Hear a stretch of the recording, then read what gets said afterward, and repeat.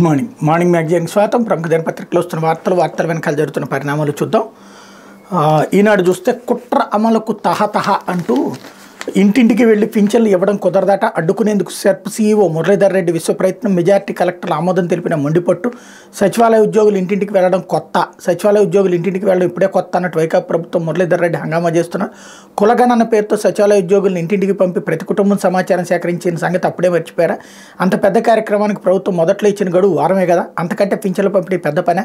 Beneficiary out reach app పేరుతో లబ్ధిదారుల వివరాలు సేకరించేందుకు ఎన్నిసార్లు సచివాలయ ఉద్యోగులు ప్రజల ఇళ్లకు పంపలేదు? ఆ ఉద్యోగులతో జగన్ భజన చేయించేందుకు ఇంటింటికి పంపలేదా?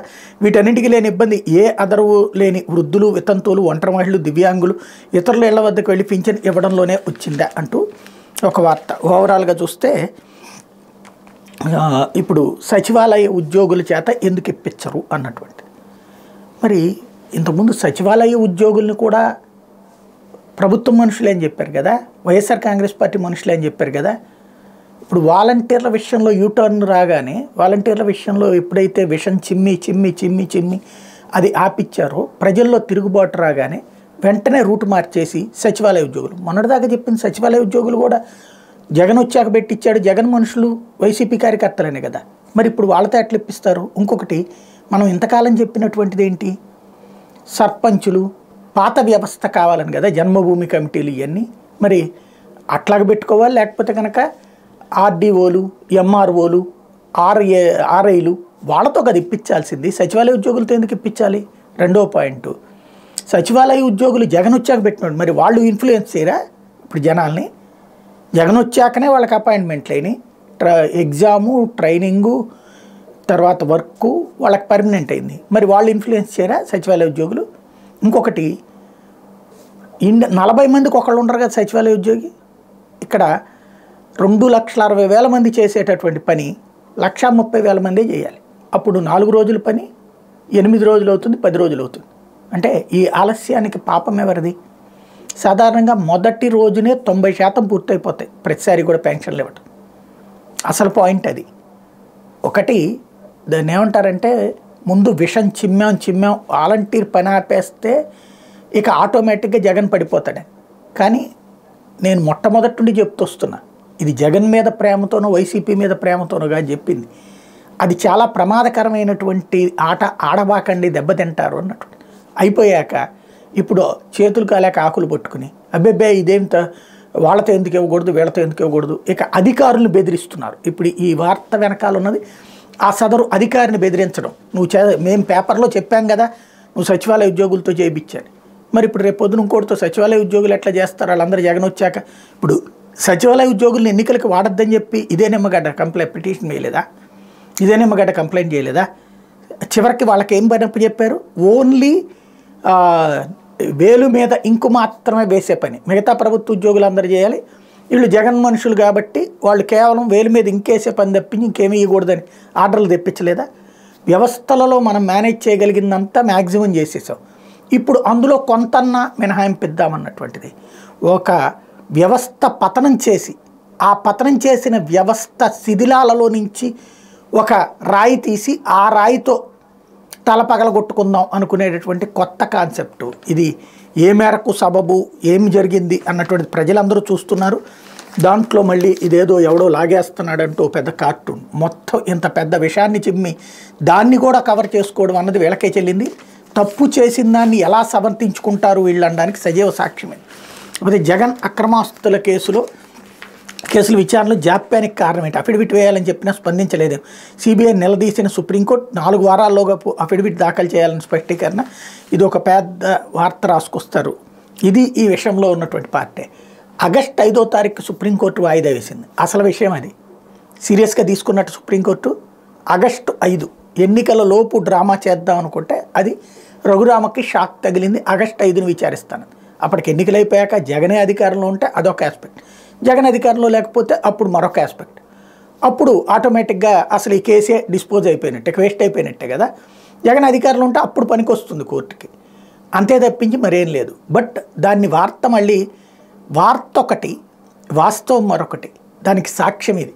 ఇక్కడ ఆగస్టు 5కి వాయిదా వేసినటువంటి దాంట్లో క్యాజువల్ రిమార్క్స్ అంటారు. అంటే ఒక పిటిషన్ విచారణకు వచ్చినప్పుడు సహజంగా అడిగే ప్రశ్నల్ని నిలదీశారు, ఆర్డర్ వేశారు, అట్లా చేశారు ఇట్లా చేశారంటూ ఒక ప్రొజెక్షన్తో తీసుకొచ్చేటటువంటి విచిత్రమైనటువంటి ఎత్తుగడ పత్రికల ద్వారా. ఇక్కడేమో ఒకటే రెండూ చూస్తే అర్థమైపోతుంది కదా ఏంటనేది. ఇందులోనేమో తప్పేమీ బాబుది లేదు, ఇందులోనేమో జగన్ అంతా తప్పు అన్నటువంటి కోణాన్ని ప్రొజెక్ట్ చేసేటటువంటి వార్తల హారం. లేకపోతే ప్రజల కోసమే ఒంటరి పోరాటం చేస్తున్న నియంతకు నియంత నువ్వెంత అని ప్రశ్నించిన వ్యక్తిని నేను, నరసాపురం ఎంపీ రఘురామకృష్ణరాజు. సీఎం జగన్కి వ్యతిరేకంగా ప్రాణాలకు తెగించి పోరాటం చేస్తున్న నరసాపురం ఎంపీ రఘురామకృష్ణరాజు తెలిపారు. రానున్న ఎన్నికలు జగన్మోహన్ రెడ్డి కావాలా వద్దా అనే అంశం కోసమే జరగనున్నాయన్నారు.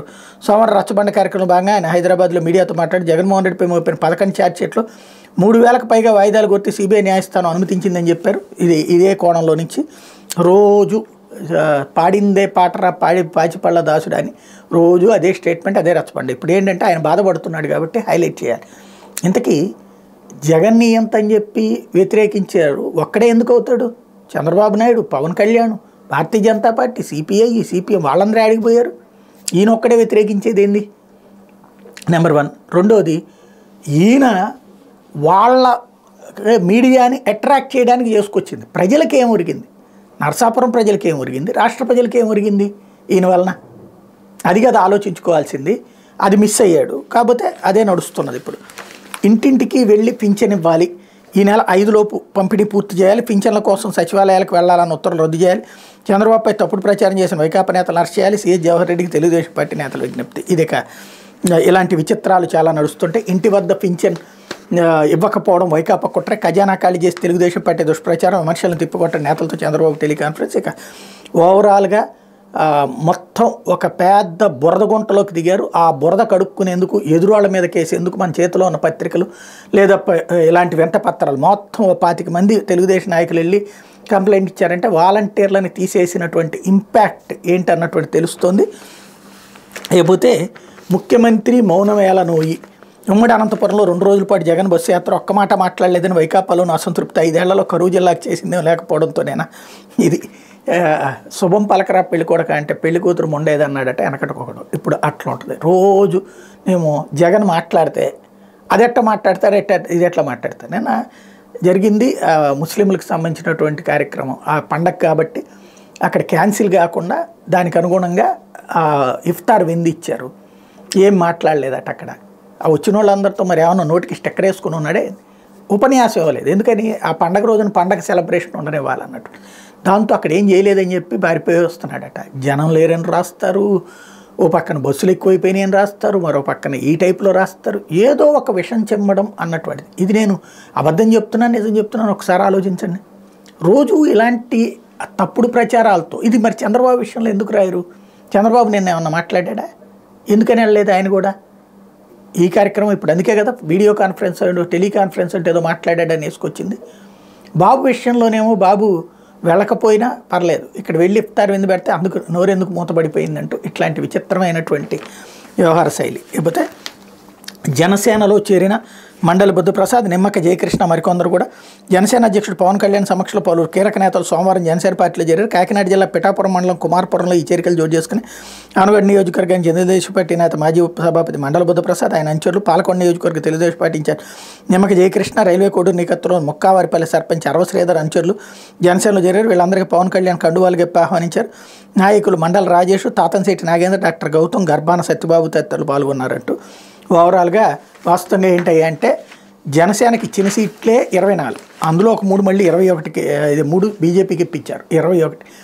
మళ్ళీ అందులో ఇప్పుడు భీమవరం ఆయన, ఇప్పుడు మండల బుద్ధప్రసాద్, నిమ్మక ఈ 3 తెలుగుదేశం వాళ్ళకి ఇచ్చేసినట్టే. అట్లాగే తెలుగుదేశం కోసం అని చెప్పేసి రాజమండ్రి రూరల్ వదిలేసుకున్నట్టు, అంటే 4 సీట్లు అక్కడ వదిలేసుకున్నారు. ప్లస్ బయట నుంచి వచ్చినటువంటి వంశీకృష్ణ యాదవ్కి, కొనతాల రామకృష్ణకి 2 సీట్లు, టోటల్గా 21లో 5 అట్లా పోయినాయి. ఎంపీ సీటు ఇది ఇద్దరు కూడా బయట నుంచి, అంటే పోనీ ఆయన ఉదయ్ ఇంతకుముందు వేరే పార్టీ కాదు కాబట్టి మన పార్టీకి అనుకోవచ్చు, 50-50 అక్కడ. ఇంకొక ఆయనకి బాలశౌరి బయట నుంచి వచ్చినటువంటి ఆయన. ఇప్పుడు ఓవరాల్గా పార్టీ నమ్ముకున్న వాళ్ళకి ఏంటి ప్రయోజనం అంటే ఏం తెలియదు. కాకపోతే ఎవడైనా ఎదుటి పార్టీ మీద విరక్తితో ఆ పార్టీ నుంచి మన పార్టీకి వస్తారు. అదేంటో మన కూటమిలో ఉన్నటువంటి పక్క పార్టీ వాళ్ళు మన పార్టీలోకి వచ్చి సీట్లు తీసుకోవడం ఏంటో, మన పార్టీ నమ్ముకున్నటువంటి వాళ్ళకి సీట్లు రాకపోవడం ఏంటో దానికోసం ఆ సీట్ల కోసం ఎంత పోరాటం ఎందుకో అర్థం కానటువంటిది విచిత్రమైనటువంటి వ్యవహారం. That is Pawan Kalyan. ఆయన వ్యూహం ఎవరికి అర్థం కాదు, ఆయనకి తప్ప అన్నటువంటిది మరోసారి నిరూపించారు. లేకపోతే ఎడారి రాష్ట్రం ఎవరిది చక్కగా ఒక విషయంలో ఏనాడు మెచ్చుకుంటాను. ఇప్పుడు చక్కగా ఒక బ్యాక్ పేజీ ఫుల్ పేజీ కూడా నేషనల్ ఇంటర్నేషనల్ వార్తలు ఇస్తున్నారు. తద్వారా ఎలక్షన్స్ టైంలో అవసరమైనటువంటి సమాచారం అది మిస్ అవుతున్నటువంటి వేళ మంచి కవరేజ్ ఇస్తున్నారు. దేశవ్యాప్తంగా ప్రపంచవ్యాప్తంగా ఉన్నటువంటి పరిణామాల్లో ఫుల్ పేజీ ఇవ్వడం ద్వారా సమాచారాన్ని అందించడం అన్నటువంటి పత్రికల బాధ్యత చేస్తున్నారు, అభినందిద్దాం.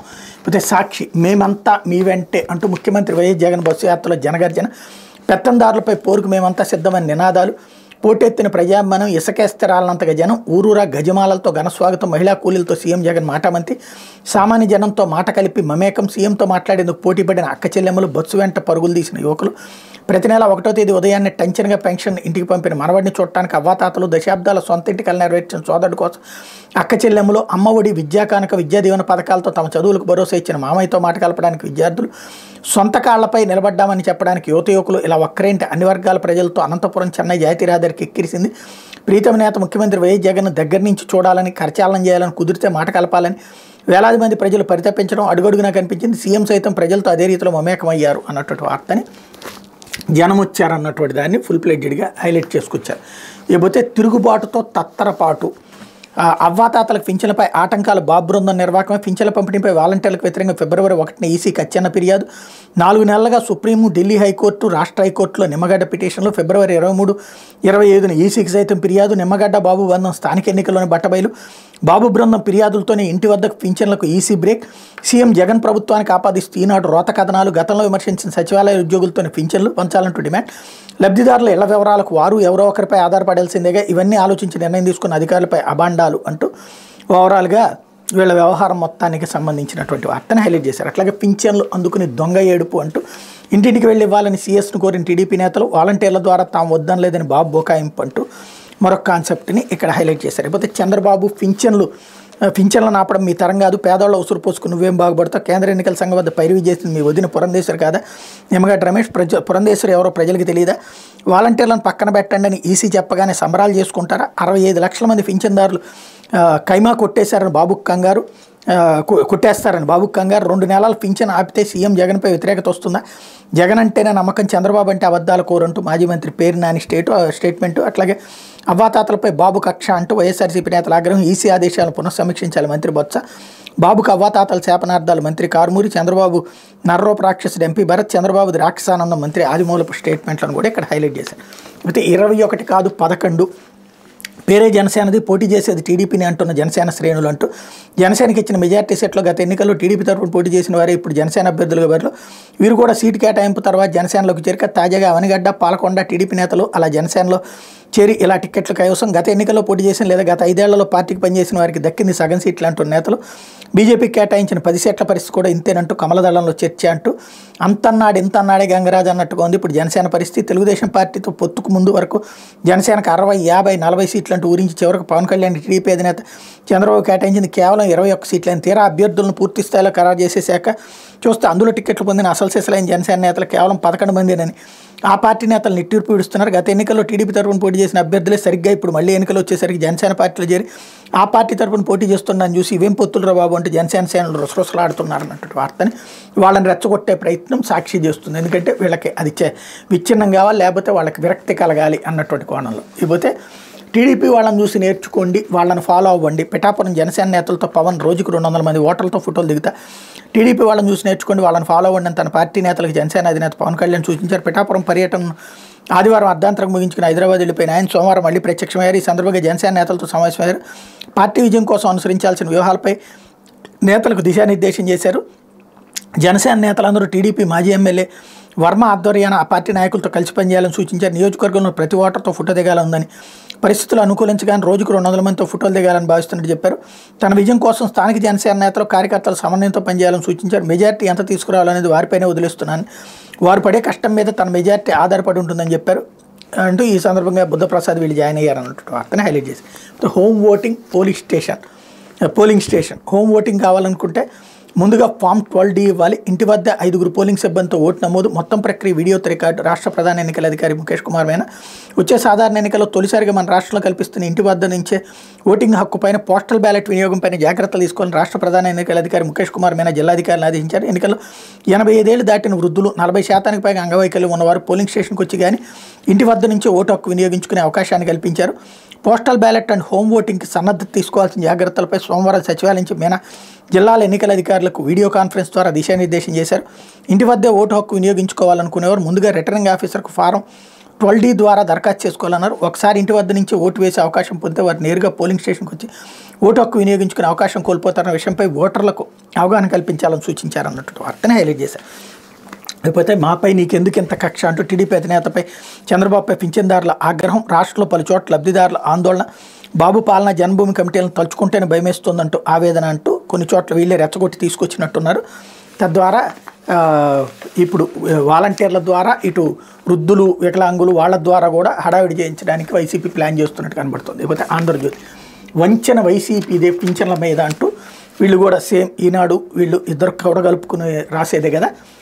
వంచనంతా అసలు వైసీపీ వాలంటీర్ల మీద ఈసీ నిర్ణయానికి కారణం వైసీపీనేనంట. దానికి వాళ్ళని సొంత కార్యకర్తలు వాడుతున్న పార్టీ వైసీపీ బ్రాండ్ అంబాసిడర్లు అని చెప్పిన జగన్ ఎన్నికలకు 2 నెలల ముందు నుంచే పార్టీ సేవలోకి రాజీనామాలు చేసేయాలని ఎప్పుడు ఆదేశాలు. అవ్వాతాతలు కాదు, అధికారమే ముఖ్యం. ఈ సంగతి గతంలోనే బయటపెట్టిన ఆంధ్రజ్యోతి తాజాగా మరింత ఊపందుకున్న రాజీనామాలు విపక్షాలపై విషం చిమ్మిపోవాలని సూచనలు అంటూ ఇప్పుడు ఆయన ఎవరు అశోక్ బాబు అని ఉద్యోగ సంఘ నేత ఉన్నాడు. ఆయన పూర్తిగా తెలుగుదేశం కోసమే పనిచేశాడు. మరి అప్పుడు రాష్ట్ర ప్రభుత్వ ఉద్యోగులందరూ తెలుగుదేశం కార్యకర్తలే అవుతారు కదా. అప్పుడు అది సాక్షి రాసిందని చెప్పి ఉద్యోగులందరినీ ఆంధ్రప్రదేశ్లో ఉద్యోగులు కాకుండా పక్కన తెలంగాణ రాష్ట్రంలో ఉద్యోగులతో పనిచేయించాలి ఎక్కడని చెప్పి ఏమన్నా అడిగాడు ఎవడన్నా? వాలంటీర్లు అనేటువంటిది ఎవడు ఏ ప్రభుత్వం ఉంటే ఆ ప్రభుత్వం కోసమే పనిచేస్తారు. పక్క దేశ ప్రభుత్వం, పక్క రాష్ట్ర ప్రభుత్వం కోసం పనిచేయడు కదా. దాన్ని మనం విషం చిమ్మి వదిలిపెట్టాం. ఇప్పుడు మళ్ళీ దాన్ని కవర్ చేసుకోవడానికి ఇట్టడి దిక్కుమాలిన రాతలు రాసుకొస్తాం. లేకపోతే ఎన్నికల వేళ షాకులే అంటూ జనంపై 1148.72 కోట్ల ట్రూ అబ్బారం. వేరియబుల్ ఛార్జీలతో కలుపుకుంటూ 2149 కోట్లు. గత ఏడాది ధరల సవరణకు జెన్కోకు అనుమతి. డిస్కంలకు ఏపీఆర్సీ ఆదేశం అంటూ కరెంటు ఛార్జీలు భారీగా పెరగబోతున్నాయి అన్నటువంటి వార్తని ఇక్కడ హైలైట్ చేశారు. లేకపోతే ఇవేం పదోన్నతులు. ప్రిన్సిపాల్గా లైబ్రేరియన్లు, పీడీల విద్యాసంస్థల పదోన్నతులకు సమన్యాయం. సానుభూతి ప్రామాణికం కారాదు. లైబ్రేరియన్లకు బుక్ కంటెంట్ ఏం తెలుస్తుంది? సీనియారిటీ ఉందని నర్సింగ్ సూపరింటెండెంట్కి సర్జన్గా పదోన్నతి కల్పిస్తారా? ఐఐటి, ఐఐఎంలు, మెడికల్ కాలేజీలకు లైబ్రేరియన్లు, పీడీలు నేతృత్వం వహిస్తారా? పాలన కోసం అయితే ఎంబీఏలు నియమించచ్చుగా, టీచర్లందరినీ డిస్మిస్ చేసి ఏఐని వాడచ్చు కదా. ఇక్కడ తీవ్ర వ్యాఖ్యలు చేస్తున్నటువంటి న్యాయస్థానం వాళ్ళని ఏ కారణంగా ఉద్యోగంలోకి అనర్హులని చెప్తారు? ఒక కామర్స్ చేసినటువంటి ఆయన, ఎంకామ్ చేసినటువంటి ఆయన ప్రిన్సిపాల్గా ఉన్నాడు. ఎంఏ వాళ్ళ లెక్కలు లేకపోతే ఎంఎస్సి వాళ్ళ లెక్కలు ఎట్లా తెలుస్తాయి? అప్పుడు ఒక్కొక్క కోర్సు నుంచి ఒక్కొక్క ప్రిన్సిపాల్ని పెడతారా? బెటర్ కదా. అడ్మినిస్ట్రేషన్ యాక్టివిటీనే కదా ప్రిన్సిపాల్ చూసుకునేది. నెంబర్ 1. రెండవది, వాళ్ళు అనర్హులని ఏ రాజ్యాంగంలో రాసున్నది? నెంబర్ 3, ఇప్పుడు ఒక లాయరు ఏకంగా జడ్జి అయిపోతున్నాడు. హైకోర్టు జడ్జి, సుప్రీంకోర్టు జడ్జి అయిపోతున్నాడు. మరి ఒక లాయర్కి ఏం అవగాహన ఉందని చెప్పి జడ్జి అయిపోతున్నారు? ఆ జ్యుడిషియరీ మీద అవగాహన ఉందని, అంతే కదా. ఆ చట్టాల మీద అవగాహన ఉందని. మరి అట్లాగే ఆ కాలేజీల నిర్వహణ వాళ్ళకి తెలియకుండా ఎందుకు పోతుంది? వాళ్ళకి తెలియకుండా ఎట్టుంటారు? పోనీ వాళ్ళు ఏమైనా చదువురాని దద్దమ్మలా లేకపోతే 10th క్లాస్ చదివినటువంటి వాళ్ళ? వాళ్ళు కూడా వాళ్ళ మాస్టర్ డిగ్రీ చేసిన వాళ్ళే లైబ్రరీ సైన్సెస్లో. అట్లాగే పీడీలైనా వాళ్ళు కూడా మాస్టర్ డిగ్రీ చేసినటువంటి వాళ్ళే, లేకపోతే ఆ కాలేజీల్లో జాబులు రావయ్యి. కామన్గా ఆలోచిస్తే అందులో మంచి కనబడుతుంది. కానీ అదేదో దుర్మార్గం అన్నటువంటి కోణంలో, అంటే కేవలం వీళ్ళు మాత్రమే ఉండాలని రాజ్యాంగం రాసిందే? చట్టం చేసింది అక్కడ వ్యవస్థ. ఆ చట్టం ఏ రాజ్యాంగానికి విరుద్ధం? అందరికీ హక్కు అనేటువంటి రాజ్యాంగ అధికారాన్ని ఎలా కాలరాస్తారు? ఒక వ్యక్తిగత ఆలోచనల్ని ఎలా రుద్దుతారు వ్యవస్థ మీద? ఇది ప్రధానంగా జరగాల్సినటువంటి చర్చ. కాకపోతే అలాంటి చర్చ జరగకపోతుండటం అన్నటువంటిది ఒక విచిత్రమైనటువంటి అంశం. లేకపోతే ఇదో బొమ్మల కథ. స్క్రీన్ ప్లే, డైరెక్షన్ అధికారులే, నిర్మాత మాత్రం జనం ఖజానా. జూన్లో మొదలయ్యే విద్యా సంవత్సరానికి విద్యా కానుకలో జగన్ బొమ్మలు, పేర్లు, బ్యాగులు, బెల్టులపై ఆ పేరుతోనే లోగోలు, నోట్ పుస్తకాలపైన ముఖ్యమంత్రి ఫోటోలు, ఎన్నికల వేళ బొమ్మలతోనే కిట్లు తయారీ. వీటి కోసం 1000 కోట్ల ప్రజాదానం ఖర్చు. ఎన్నికల్లో వైసీపీ ఓడిపోతే వీటిని ఏం చేస్తారు? చెరిపేందుకు వీలు లేకుండా ముద్రణ రాతలు అంటూ దాంతో చేసేస్తున్నారు అన్నటువంటి కోణాన్ని రాసుకొచ్చారు. అంటే ఇప్పుడు ముందు ఆ బ్యాగ్స్ని ఆపేయించాలా అర్జెంటుగా. కరెక్ట్గా స్కూళ్ళ టైంకి పుస్తకాలు లేకుండా చేయాలి. ఒకవేళ చంద్రబాబు గారు వస్తే ఏం చేస్తారు? బ్యాగులు చించి అవతల పడేపిస్తారా? తగలబెట్టిస్తారా? లేకపోతే చంద్రబాబు గారు స్టిక్కర్ అతికిచ్చిస్తే సరిపోతుంది కదా. అటు ఇటు మీద ఏం బాబు గారు అప్పుడు రేషన్ ఇచ్చినప్పుడు ఆయన పేరుతో ఫోటోలతో తయారు చేసేవలేదా? ఇంకోటి మిగతా బ్యాగ్ అంతా బాగానే ఉంది, అందులో మొక్క ఫోటో పెడతారేమో, అంతేగాని జగన్ ఫోటోతో ప్రతి బ్యాగ్ ఉండట్లా. ఏది పూర్తిగా ఏది అప్పుడు రంజాన్ తోఫాకి ఇచ్చినట్టు లేకపోతే సంక్రాంతి కానుక ఇచ్చినట్టు. కానీ ఇక్కడ ఒకటి నడుస్తూనే ఉండాలి. అది తప్పని రాయి, తప్పులేదు, కానీ ఆ వ్యవస్థని ఆపేయాలన్నటువంటి కుట్ర ఏదైతే ఉందో, వాలంటీర్ల వ్యవస్థను ఎట్టా చిన్నాభిన్నం చేశారో దీన్ని కూడా అట్లా చిన్నాభిన్నం చేయాలన్న ప్రయత్నం చేస్తున్నది. ఇక వీళ్ళ బుద్ధి అట్లాగే ఉంటుంటుంది. ఈ దినపత్రికలు వచ్చినటువంటి వార్తలు వెనకాల జరుగుతున్న పరిణామాలు.